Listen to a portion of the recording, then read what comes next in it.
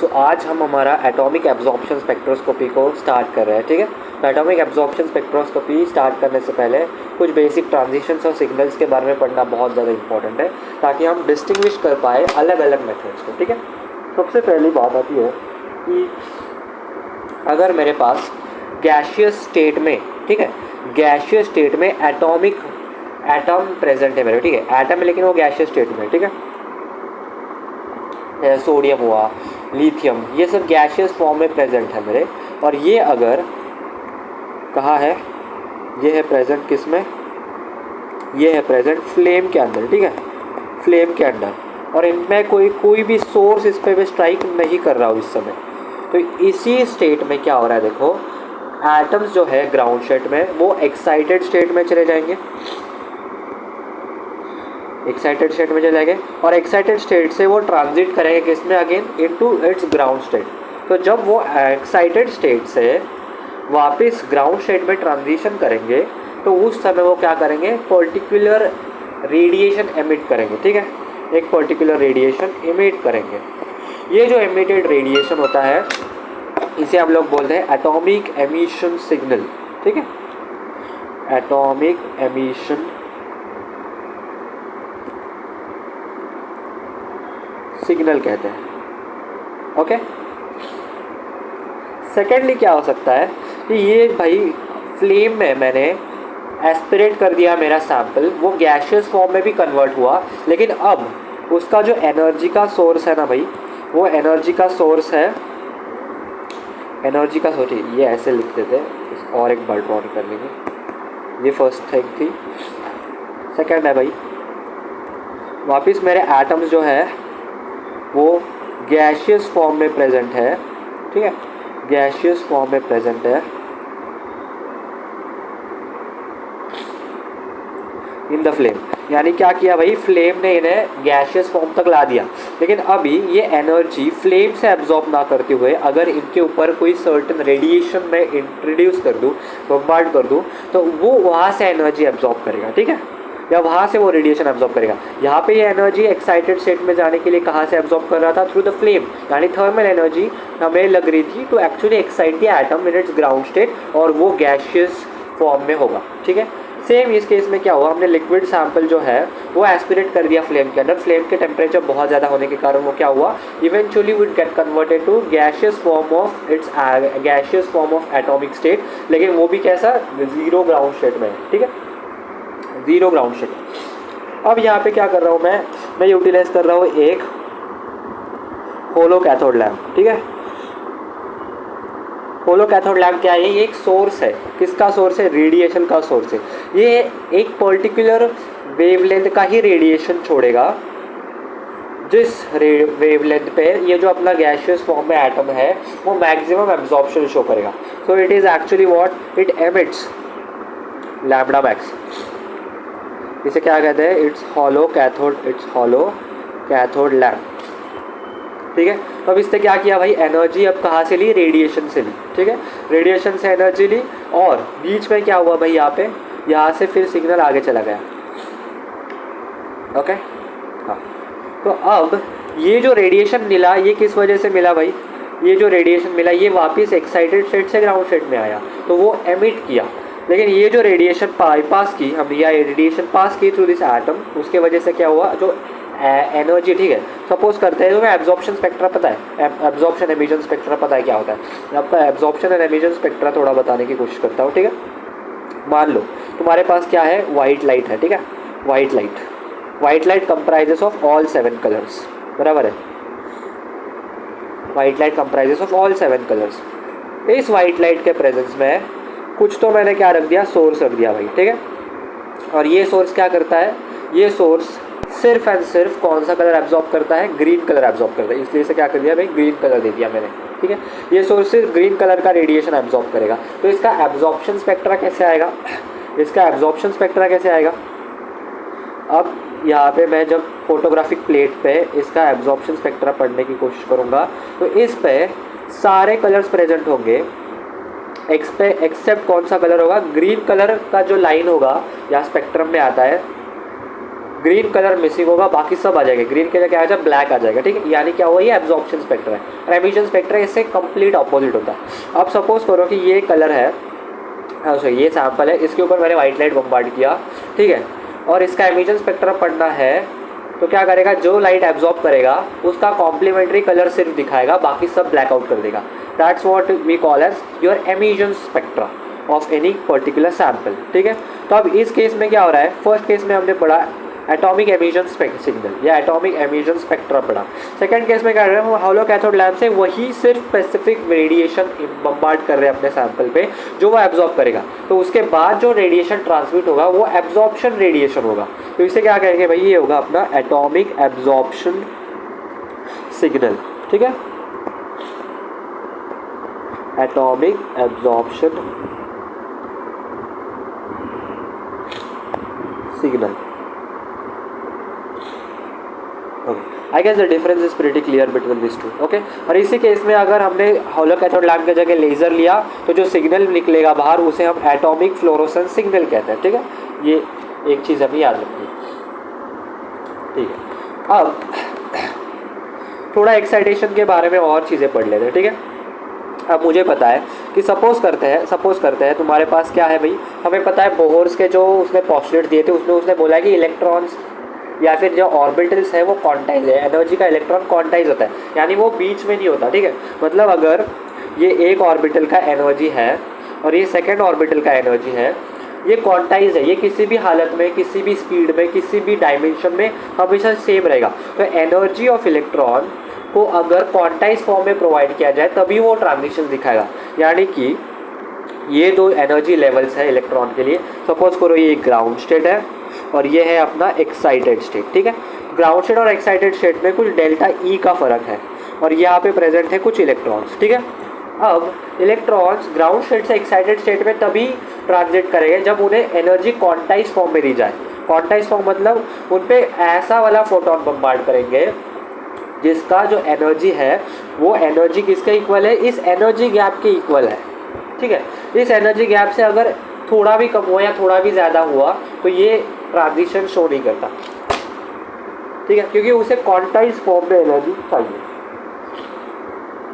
जितने की नीड है उतने ही लेगा, उसे बोलते हैं quantized energy format of electron, ठीक है। तो वो चीज़ है। तो इसी वजह से हम क्या आप कह सकते हैं, अब देखो एक्साइटेड स्टेट का सर्टेन एनर्जी होगा उसे हम रिप्रेजेंट करते हैं बाई ई एक्स, ठीक है। ग्राउंड स्टेट का कुछ एनर्जी होगा उसे हम रिप्रेजेंट करते हैं बाई ई जी, ओके। और हमें क्या पता है, हमें पता है एनर्जी को हम कैसे लिख सकते हैं, E is equal to H nu. क्या मैं न्यू को ओपन अप कर सकता हूँ, H is equal to C by lambda की फॉर्म में, बराबर है, ओके। तो अब इस इक्वेशन को रीअरेंज कर दें तो यहाँ से मैं क्या कर सकता हूँ, जो मेरी रेडिएशन एमिट होगी, ठीक है, एक्साइटेड स्टेट से वापस ग्राउंड स्टेट में जाएगा ना, क्योंकि excited state is quite unstable for electron to stay there. So what does it do, it actually emits its radiation और emits its energy in form of radiation and it goes back to it ground state. तो जब ये वापस transit मारेगा तो ये transition कौन सा है, एमिशन वाला ट्रांजिशन है, ठीक है। तो एमिशन का रेडिएशन बाहर मिलेगा, उसका वेवलेंथ निकालना है तो रख दो delta E that is actually equal to E excited क्योंकि वो बड़ा है minus E ground state it is equal to H C by lambda. अब लैम्बडा के लिए इक्वेशन रीअरेंज करो, lambda is equal to E X sorry lambda is equal to H C over E X minus E G, बराबर है। That's how we do this. C and H का value you know and you can substitute and solve some numericals regarding it, okay. अभी अगला क्या पढ़ना है मुझे पढ़ना है सिलेक्शन रूल्स के बारे में, यानी ट्रांजिशंस कब होंगे। ट्रांजिशंस होने के लिए भी पर्टिकुलर कंडीशंस होती है जिससे क्या हो सके, मैक्सिमम पीक का हमें एक लाइन मिल सके, ठीक है। तुम्हें पता है जब भी हम रिस्पॉन्स पढ़ते हैं तो रिस्पॉन्स में देखो ऐसे ऐसे नॉइज होता है, एक पीक होता है, ठीक है, this is at certain resonance. तो ये रेजोनेंस वैल्यू है, ये जो पीक है हाईएस्ट पीक है उस सिग्नल को हम करें, बाकी सारा क्या होता है भाई नॉइज होता है।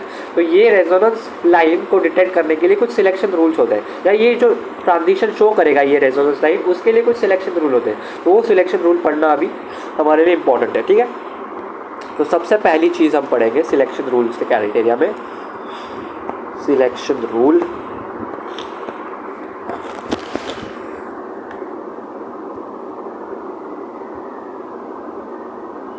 ठीक है। सिलेक्शन रूल्स में पहली चीज़ क्या पढ़नी है हमें,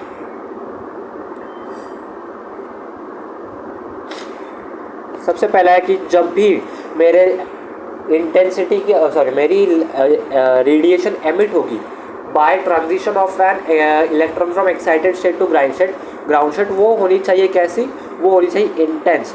और उस इंटेंसनेस के लिए हमें क्या होना चाहिए, delta J should be actually plus और -1 होना चाहिए। अब हमने डी ट्रांजिशंस के बारे में पढ़ा था इन कोऑर्डिनेशन केमिस्ट्री, जहाँ पे हमने क्या पढ़ा, डी ट्रांजिशंस यानी क्या, कि मुझे पता है कि मेरे जो डी ऑर्बिटल्स है वो ऑक्टाहेड्रल फील्ड में स्प्लिट हो जाते हैं,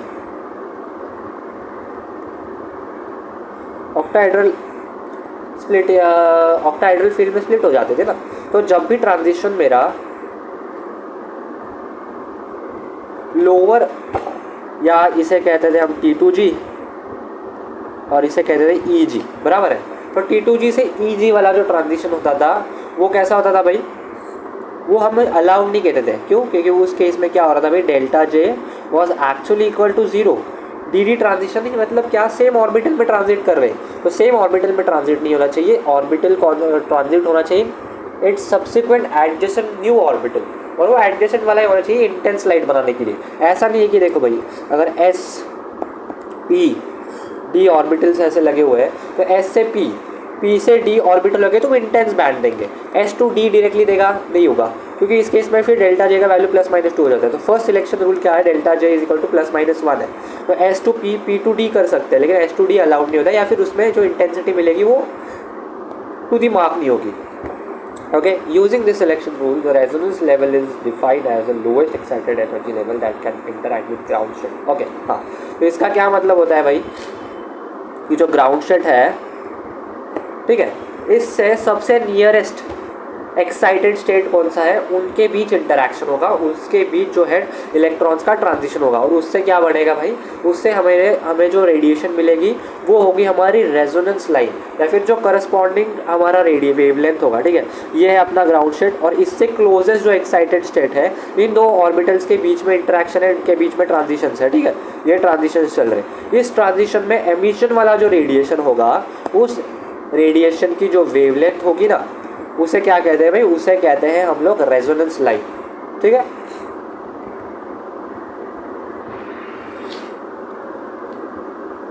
अभी ये लाइन सबसे ज़्यादा इंपॉर्टेंट होती है, क्योंकि यही वो वेवलेंथ है जो क्या है भाई, excitation of electron carry out कर सकती है। ठीक है, तो ये सबसे इंपॉर्टेंट चीज़ है, याद रखिए, क्योंकि ये क्या है भाई, ये जो ट्रांजिशन से ये जो उसने ट्रांजिट किया from excited to state to ground state, तो पर्टिकुलर एनर्जी का फोटोन रिलीज किया ना बेसिकली, उस फोटोन से हमने क्या डिटरमाइन किया, उसका वेवलेंथ डिटरमाइन किया, और ये वेवलेंथ होगा वो क्या करेगा, जो पीक होगा हमारा वो शार्पेस्ट देगा। तो ये शार्पेस्ट पीक वाली जो वेवलेंथ है, उसी वेवलेंथ पे क्या हुआ होगा, एब्जॉर्प्शन हुआ होगा एनर्जी का बाय इलेक्ट्रॉन, और इसका रेंज होता है around 200 to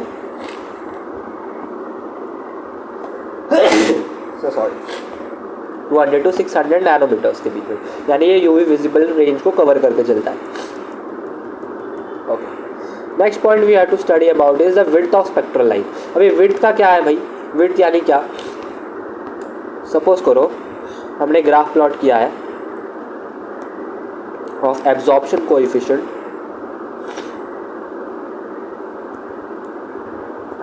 coefficient against lambda wavelength, और यहाँ से क्या किया भाई, एक पीक जनरेट कर दिया है। इस जो पीक जनरेट किया है, this peak actually depicts what, it depicts highest intense band है ये, और ये इंटेंस बैंड होने के साथ साथ ये पर्टिकुलर जो वेवलेंथ को सिग्निफाई कर रहा है वो हमारी स्पेक्ट्रल लाइन है। ठीक है, इस इंटेंसिटी वाले जो पीक है उसकी हाफ इंटेंसिटी, ठीक है, यानी I0/2 को, ठीक है, यानी I0/2 को, यानी यहाँ पे I0/2 को जो पीक का विड्थ होगा ना, उसे क्या कहते हैं भाई, हम लोग कहते हैं उसे क्या कहते हैं, that is the width of your spectral line. और ये जो स्पेक्ट्रल लाइन का जो विड्थ है वो जितना कम होगा, जितना नैरो होगा, उतना तुम्हारा सिग्नल शार्प होगा, उतना तुम्हारा डेटा जो जनरेट होगा उसकी एक्यूरेसी बहुत अच्छा होगी। ठीक है। So what is while analysis, हमें एनालिसिस के दौरान ये वेरीफाई करना है कि whenever you go for such utilization of methods you need to check that the slit width या फिर जो तुम्हारा जो रेजोनेंस लाइन का विड्थ है, स्पेक्ट्रल विड्थ है, वो कम से कम नैरो टू नैरो होना चाहिए। तो उससे क्या मिलेगा, एक शार्प रेजोनेंस लाइन मिलेगा। यानी क्या होगा, एक ही वेवलेंथ ऐसा होगा जिसमें मैक्सिमम एब्जॉर्प्शन शो करेगा। अगर वो ब्रॉडर है ना, ये चीज़ अगर ब्रॉडर हो गई ना, तो इसका मतलब है कि इसने 3-4 और वेवलेंथ्स को खा लिया है, ठीक है। यानी इसमें बहुत सारा अभी क्या है, इंटरफेरेंस आ गया है, स्पेक्ट्रल लाइन में इंटरफेरेंस आ गया है, उसके वजह से उसका विड्थ बढ़ गया था। अब बेसिकली उसका ब्रॉडनिंग हुआ, तो ये ब्रॉडनिंग को कंसिडर करते हुए इसका अप्रॉक्सीमेट जो रेंज होता है वो अराउंड 10⁻⁻5 नैनोमीटर्स के आसपास होता है, ठीक है। स्पेक्ट्रल विड्थ होता है, ठीक है, ये इस रेंज तक ऑब्जर्व होता है, ठीक है। अब ये जो विड्थ है, ठीक है, ये जो हमने देखा कि ये भाई हाफ लेंथ पे जो बन रहा है, ये हमारा क्या है, ये डेल्टा लैम्डा है, ठीक है। डेल्टा लैम्डा क्या है, स्पेक्ट्रल विड्थ है। ये स्पेक्ट्रल विड्थ ब्रॉड होता जाएगा। उसके ब्रॉडनिंग के पीछे भी मल्टीपल रीजंस है, उन सभी रीजंस को हम पढ़ेंगे। पहली चीज़ है भाई नेचुरल ब्रॉडनिंग। नेचुरल ब्रॉडनिंग क्या कहती है,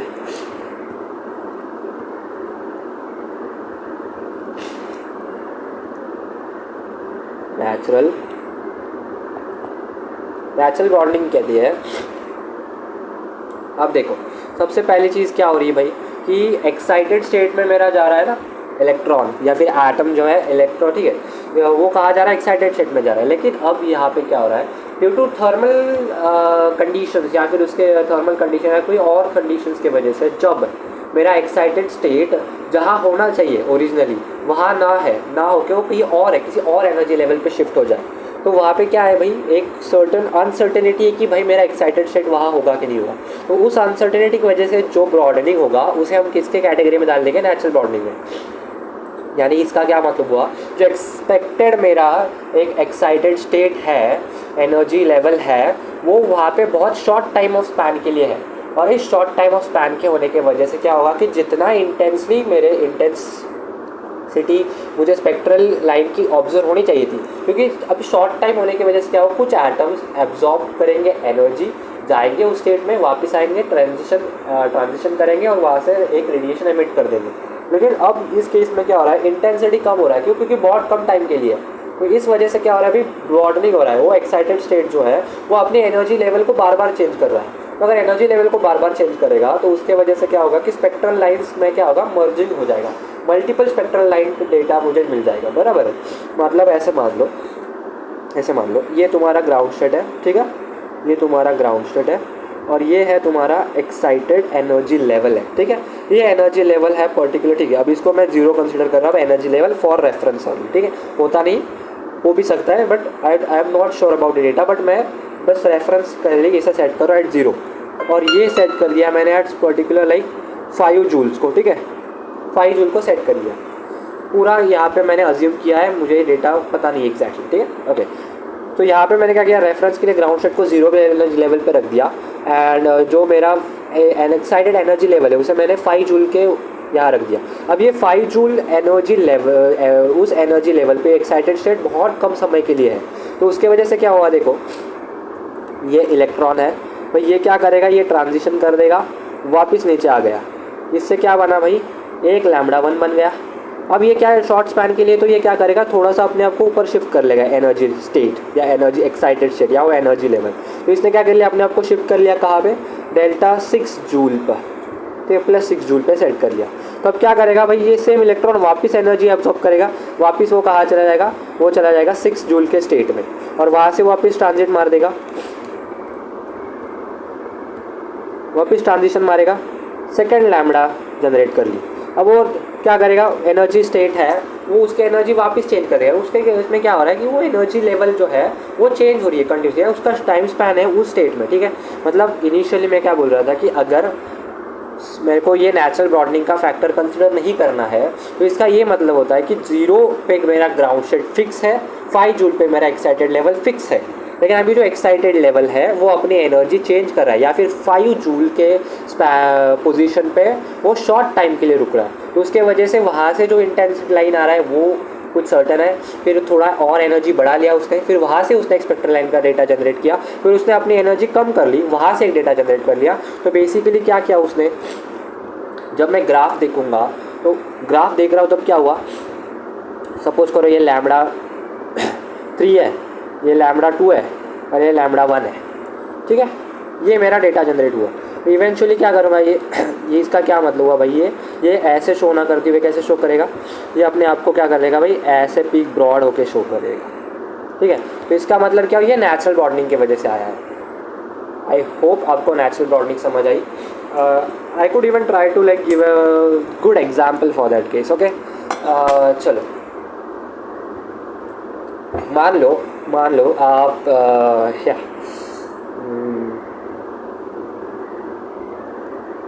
ओके, आप इलेक्ट्रॉन हो, आप ग्राउंड स्टेट यानी आप ग्राउंड फ्लोर में बैठे हुए हो, ठीक है, आप ग्राउंड फ्लोर में बैठे हो, आपको बोल दिया, या आपका किसी गवर्नमेंट नहीं बोलेंगे, आपका किसी ऑफिस में काम है, ठीक है, आपका किसी ऑफिस में काम है और आपको जिस इंडिविजुअल से मिलना है उसका कैबिन है कौन से फ्लोर पे, 5th फ्लोर पे। आप नीचे गए रिसेप्शनिस्ट के पास, आपने अपॉइंटमेंट बुक किया, आप 5th फ्लोर पे चले गए, 5th फ्लोर पे काम कर लिया आपने, आप वहाँ से वापस नीचे आ गए, ठीक है। एक साल बाद क्या किया आपने, तो आपका कुछ एनर्जी इसमें कंज्यूम हुआ, आपने खुशी वापस आ गए, ठीक है। एक साल बाद क्या हुआ भाई, उस बंदे का प्रमोशन हुआ, प्रमोशन होने की वजह से उसे और अच्छा ऑफिस मिला, वो 6th फ्लोर पे शिफ्ट हो गया। तब अगले टाइम जब गए तो आप क्या हुआ, आपको एक और फ्लोर एक्स्ट्रा चढ़ना पड़ा, बराबर है। वहाँ वैसे ही आपको जब नीचे उतरे तो आपने वापस कुछ सर्टेन अमाउंट ऑफ एनर्जी उसमें इन्वेस्ट किया, बराबर है। अब अगले टाइम आप फिर से गए, अब वो बंदा 4th फ्लोर पे मिल गया, ठीक है, मतलब आप मिल एक ही बंदे से रहे हो, और वो जो बंदा है जिससे आप मिलने जा रहे हो उसे मैंने क्या बोल दिया, उसे मैंने एक्साइटेड स्टेट बोल दिया। आप ग्राउंड स्टेट में प्रेजेंट हुए इलेक्ट्रॉन हो, वो 6th फ्लोर पे जा रहा है, 5th फ्लोर पे जा रहा है, 4th फ्लोर पे जा रहा है। तो इन तीनों केसेस में आपकी अलग अलग एनर्जी लग रही है, और एनर्जी लग रही है तो आप उसे एमिट भी करोगे, बराबर है। 5th फ्लोर पे गए, you felt like certain thing, आपको लगा 5 फ्लोर है, चढ़ के गया। अगले टाइम आप लोग गया 6th फ्लोर है, 6th फ्लोर से वापस नीचे आ गए, बहुत ज़्यादा एनर्जी कंज्यूम कर ली, 4th फ्लोर पे आप खुश हो गए, अभी कम एनर्जी इन्वेस्ट करो, कम एनर्जी रिटर्न में मिलेगी, बराबर है। तो वैसे पता चला कि भाई जो है वो ट्रांजिट कर रहा है बार बार, यानी उसका जो लेवल है वो फिक्स नहीं हुआ, 5th फ्लोर पे जा रहा है, कभी 6th फ्लोर पे है, कभी 4th फ्लोर पे है, तो वो चेंज हो रहा है। लेकिन आप तो ग्राउंड स्टेट से ही जा रहे हो ना, ग्राउंड फ्लोर से ही जा रहे हो, तो वैसी चीज़ पढ़ लो कि हर बार आपकी एनर्जी इन्वेस्ट और एनर्जी आउटपुट अलग था, वो अलग एनर्जी का अलग वेवलेंथ निकलेगा। तो ऐसे क्या हुआ, पर्सन एक ही है, यानी लेवल एक ही है, इलेक्ट्रॉन वही जा रहा है, पर्सन वही जा रहा है, पर हर बार वो अलग रेडिएशन एमिट कर रहा है। तो उन तीनों लेकिन कैसे है, पास है, तो पास होने की वजह से क्या हो जाएगा, वो जो कर्व आएगा ना वो ब्रॉडन हो जाएगा, उसे शार्प करना है, हमें नैरो डाउन करना है, उसे हमें ब्रॉड नहीं करना है। तो I don't think like there is any way betterly I can explain what's natural broadening in this condition. Okay, next example की जगह हम अभी क्या करेंगे, अगला चीज़ पढ़ते हैं। नेचुरल ब्रॉडनिंग हमें पता चल गई क्या होती है, अब हमें पढ़नी है भाई डॉपलर ब्रॉडनिंग, ठीक है। डॉपलर ब्रॉडनिंग क्या है, डॉपलर ब्रॉडनिंग क्या है,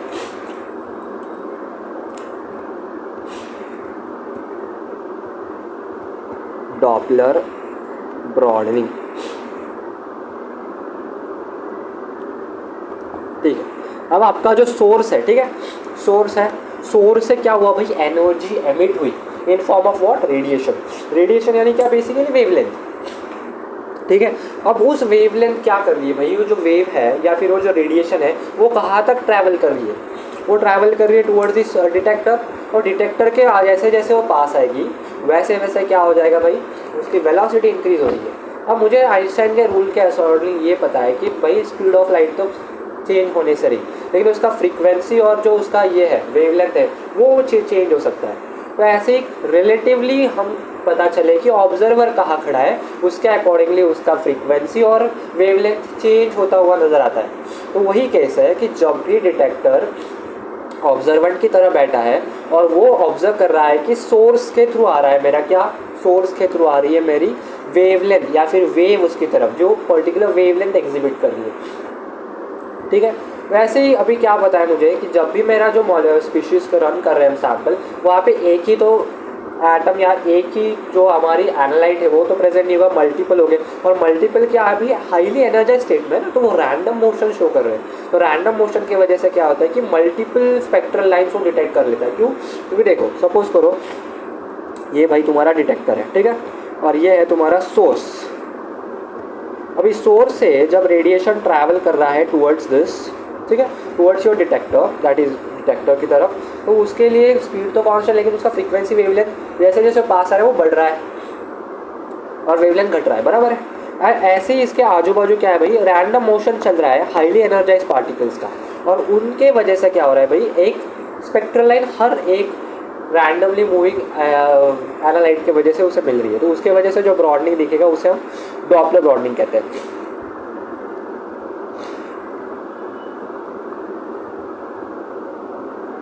हाँ, यानी क्या भाई, एटम्स जो होते हैं सेल में वो रैंडम मोशन में होते हैं, और उसी वजह से क्या होते हैं, series of overlapping spectral lines और ऑब्जेक्ट। मतलब क्या है कि देखो जैसे जैसे ये जो तुम्हारा रेडिएशन है डिटेक्टर के पास जा रहा है, स्पीड बढ़ रहा है, फ्रीक्वेंसी भी बढ़ रहा है, ठीक है।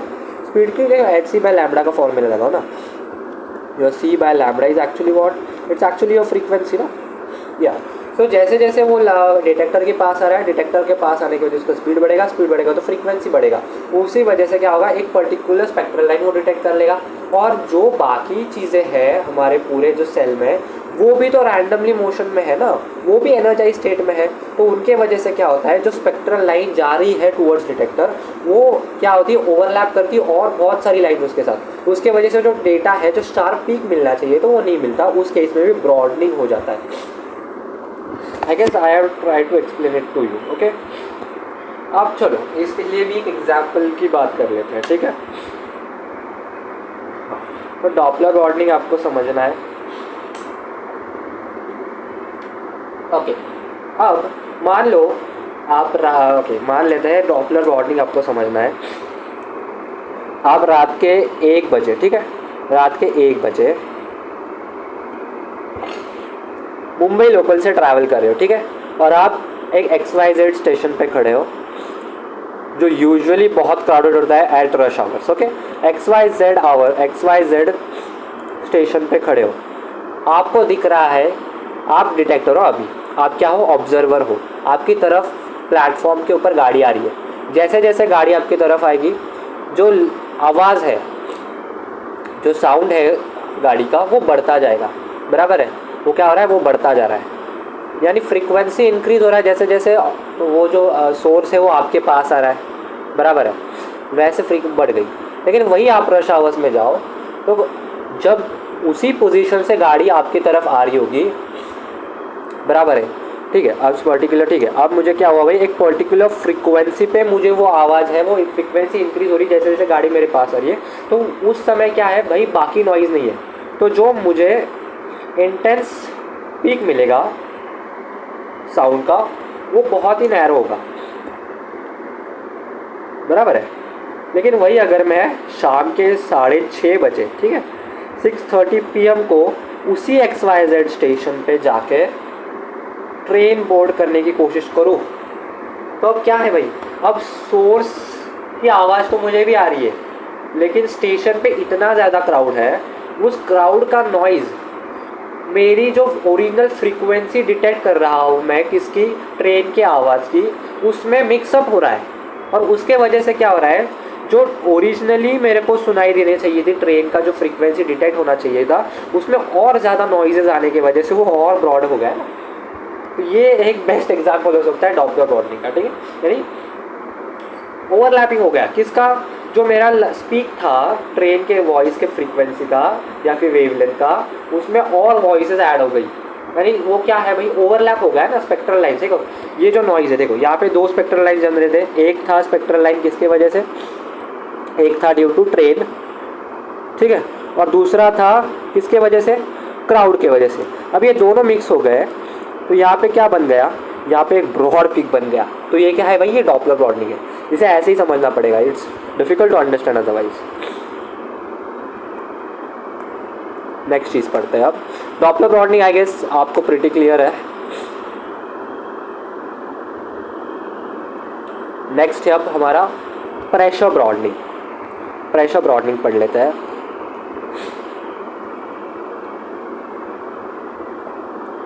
Pressure broadening,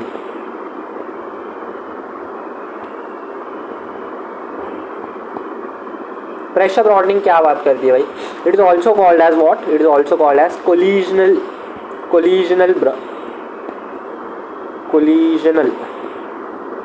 broadening.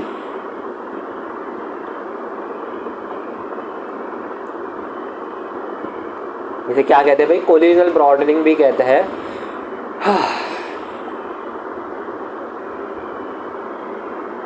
ये कब होती है भाई? ये तब होती है जब हम प्रेशर बढ़ा देते हैं। प्रेशर बढ़ने की वजह से क्या होता है? बहुत ज़्यादा कोलिजन्स हो जाते हैं एटम के बीच में, ठीक है।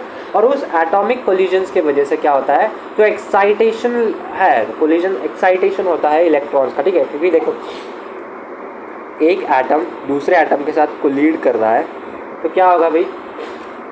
दोनों की एनर्जी बढ़ जाएगी ना। मोमेंटम का वो कंजर्वेशन का प्रिंसिपल तो पढ़ लिया था ना हमने, बराबर है कि नहीं? तो उसके वजह से क्या होता है? Collisions are responsible short in life time of atom in the excited electron state. Okay, तो ऐसे मल्टीपल कोलिजन्स हो रहे हैं और मल्टीपल कोलिजन होने की वजह से हमारा जो एटम है वो एक्साइटेड इलेक्ट्रॉन लेवल स्टेट में बहुत कम टाइम के लिए रह रहा है। और हमारा जो ये है फ्रीक्वेंसी होता है एमिशन का, वो किसके ऊपर डिपेंड करता है कि भाई तुम्हारा इलेक्ट्रॉन कितना टाइम स्पेंड कर रहा है एक्साइटेड एनर्जी स्टेट में। अब ये मल्टीपल कोलिजन्स की वजह से क्या होता है भाई? वहाँ से जो है वो फ्रीक्वेंसी है ना उसमें कम हो जाती है, बराबर है। यहाँ पे भी मैं एक अच्छा एग्जाम्पल मैं ट्राई कर रहा हूँ सोचने की, पूरा स्पॉन्टेनियसली चल रहा है भाई, जो मेरे दिमाग में आ रहा है उसे मैं कोरिलेट करने की कोशिश कर रहा हूँ, ठीक है। अब देखो दो लोग भिड़ गए आपस में, ठीक है, यानी दो एटम्स भिड़ गए। ऐसे मल्टीपली बहुत सारे एटम एक दूसरे में भिड़ रहे हैं। तो इसकी वजह से क्या हो रहा है कि जो एनर्जी लेवल है, एक्साइटेड एनर्जी लेवल है, उसमें जो अपना एटम है वो बहुत टाइम के लिए रह नहीं रहा। और हमारा जो फ्रीक्वेंसी है एमिशन को उसके ऊपर डिपेंड करता है कि भाई वो कितना टाइम उस पर रह रहा है, ठीक है। तो वही रिड्यूस होने की वजह से क्या हो जाएगा भाई? जो फ्रीक्वेंसी है एमिटेड रेडिएशन का वो चेंज होगा और वो कॉन्सिक्वेंटली क्या करेगा? ब्रॉडन कर देगा हमारी स्पेक्ट्रल लाइन को। अब it's time for an example. Actually example के लिए हम क्या सोच सकते हैं? थोड़ा क्रिएटिव सोचते हैं इस बार, चलो।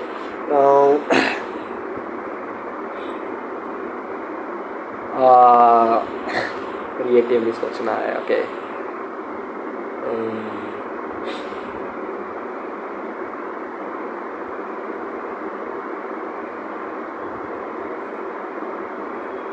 we can actually talk about like, हाँ चलो, क्या बोल सकते हैं आप? एक मान लो आप सुबह मुंबई लोकल ट्रेन से ट्रैवल कर रहे हो, आप जाते हो दादर स्टेशन, ठीक है। नाम नहीं लेना चाहिए पर ठीक है, चलो दादर स्टेशन गए आप लोग और वहाँ पे जो भीड़ होती है भाई, ठीक है, उस भीड़ में क्या हो रहा है भाई? हर एक बंदा एक दूसरे से क्या हो रहा है भाई? भिड़ रहा है लिटरली, मतलब बहुत ज़्यादा लोगों में कोलिजन्स हो रहे हैं, ठीक है। और उन कोलिजन्स के वजह से क्या हो रहा है? बहुत ज़्यादा रैंडमनेस आ गया है। बहुत कम लोग हैं जो क्या बोले लेसर स्टेट में है, ग्राउंड स्टेट में है भाई। मतलब आपको क्या करना है भाई? एक्साइटेड स्टेट मतलब क्या पकड़ सकते हो तुम लोग?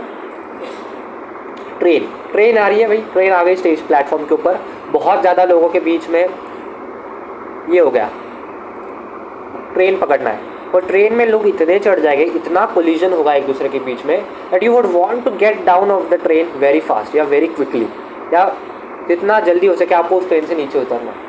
यानी क्या हुआ? आपका उस एनर्जी स्टेट में रुकने का जो है टाइम है वो कम हो गया, बराबर है कि नहीं? Why? Because you want to be in like lesser energy state, और ऐसी जगह नहीं रुकना है जहाँ पे बहुत ज़्यादा क्राउडिंग हो गया हो।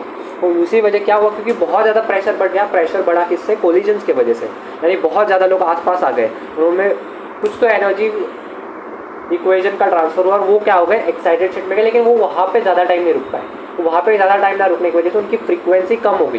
तो वो क्या करने लगे? वो ईजिली अपनी एनर्जी यूज़ करने लगे, यानी स्टेशन से उतरने लगे जो पास वाला स्टेशन था उसके ऊपर। तो इसका यही कोरिलेशन आप लगा सकते हो in your case of pressure broadening. यानी क्या भी बहुत ज़्यादा कोलिजन्स हुए, उसकी वजह से क्या हुआ? एक्साइटेड स्टेट में ज़्यादा टाइम रह नहीं पाए और वो वापस जल्दी आ गए नीचे। और उसी वजह से क्या हुआ, जो फ्रीक्वेंसी है डिटेक्टेड स्पेक्ट्रल लाइन के लिए वो एक्सपेक्टेड से बहुत कम आ गई, और उसकी वजह से प्रेशर का, उसके वजह से जो ब्रॉडनिंग इफेक्ट हमें ऑब्जर्व हुआ हमारे पीक में, उसे हम लोग कहते हैं एज प्रेशर ब्रॉडनिंग.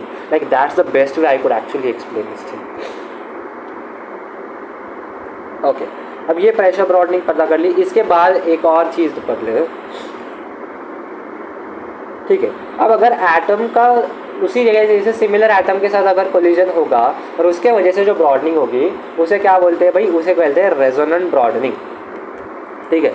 अब ये देखो ये क्या है भाई, सेम एटम भिड़ गए. ठीक है, सेम एटम भिड़ गए, सेम एटम क्या कर रहे हैं भाई, कोलिड कर रहे हैं. ठीक है, कोलिड कर रहे हैं, तो उससे जो ब्रॉडनिंग बनेगा उसे कहते हैं रेजोनेंट ब्रॉडनिंग. ठीक है, उसे कहते हैं रेजोनेंट ब्रॉडनिंग. रेजोनेंट ब्रॉडनिंग कहता है. ठीक है. नेक्स्ट है, अगर मेरा कोलिजन किसके बीच में हो रहा है, charge particles, electrically charge particles है, तो उससे स्टार्क इफेक्ट जनरेट होगा. ठीक है, स्टार्क इफेक्ट की वजह से ब्रॉडनिंग ऑब्जर्व हुआ. कोलिजन किसके बीच में है भाई, चार्ज पार्टिकल्स या चार्ज स्पीशीज, चार्ज पार्टिकल्स. ये क्या है भाई, ये अपना है स्टार्क इफेक्ट.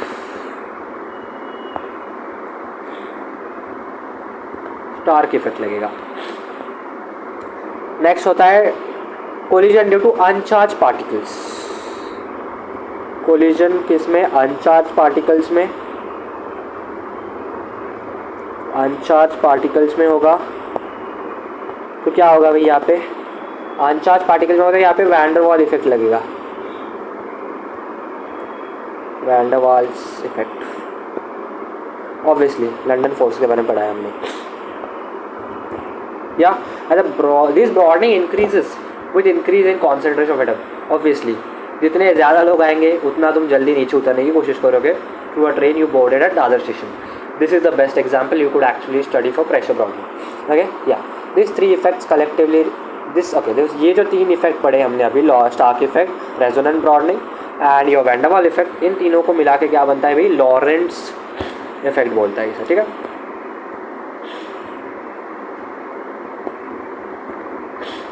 लॉरेंट्स इफेक्ट या लॉरेंट्स ब्रॉडनिंग बोलते हैं. और एक नोट के लिए पॉइंट लिख लो कि जो तुम्हारा प्रेशर ब्रॉडनिंग है और डॉपलर ब्रॉडनिंग अगर ये कंबाइनली लग गए तो तुम्हारा स्पेक्ट्रल विड्थ जो है वो इंक्रीज होके 10⁻⁻5 नैनोमीटर से 10⁻⁻3 नैनोमीटर तक बढ़ सकता है. यानी कि बहुत ज़्यादा ब्रॉड हो जाएगा पीक. वो भी कहाँ पे, अराउंड 2000 to 3000 केल्विन का टेम्परेचर. ओके, 2000 to 3000 केल्विन का टेम्परेचर एटमॉस्फेरिक प्रेशर पे 180 पे. आई गेस इस वीडियो में अभी यहीं पे हम स्टॉप करते हैं. Will meet in the next video. Till then keep watching the channel. Yeah I would try to get more such creative examples. Yeah till then see you all.